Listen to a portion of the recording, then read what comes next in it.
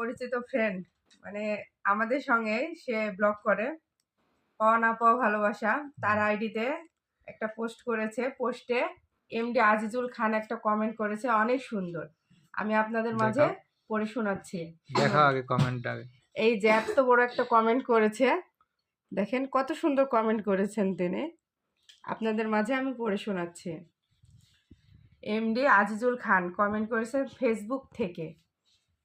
কেন নেব বিদায়, আছি অনেক খিদাই, যেমনই হোক দশা হোক বেহাল, প্রতিনিয়ত কষ্ট করি, কবে যে হব ভাইরাল, গাড়ি বাড়ি ধন সম্পদ হবে স্বপ্ন দেখি রোজ, অভাবে থাকলে প্রিয়জনও নেয় না খোঁজ, ভিডিও দেখে বলবে সুন্দর, কেউ বলবে ছি ছি, কাছে এসে মন থেকে জানতে চাইনি কেমন আছি। এটা প্রথম শাড়ি।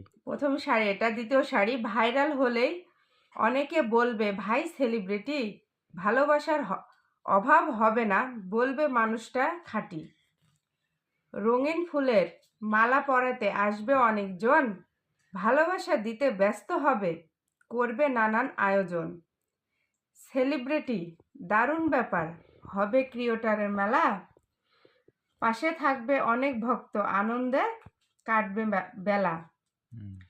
তারপরে কমেন্ট করেছে ফেসবুক থেকে অর্জন। 1, চোখে কম দেখা। 2, চোখের নিচে কালো দাগ।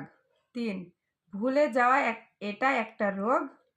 4 নাম্বার, রাত্রি জাগা নিদ্রাহীনতা। 5, সাংসারিক কাজে অমনোযোগী।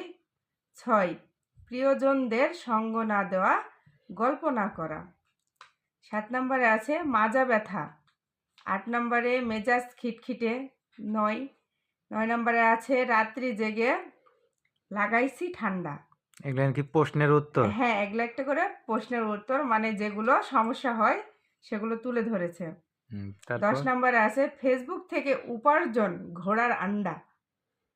তারপরে কমেন্ট করেছেন বিদ্রোহ, ফেসবুকে ভাইরাল হওয়ার নেশায় অশ্লীল লেখা, ছবি, ভিডিও পোস্ট নিজে না করি, এবং যে বা যারা অশ্লীলতা ছড়ায় তাদেরকে লাইক কমেন্ট শেয়ার দিয়ে উৎসাহিত না করি।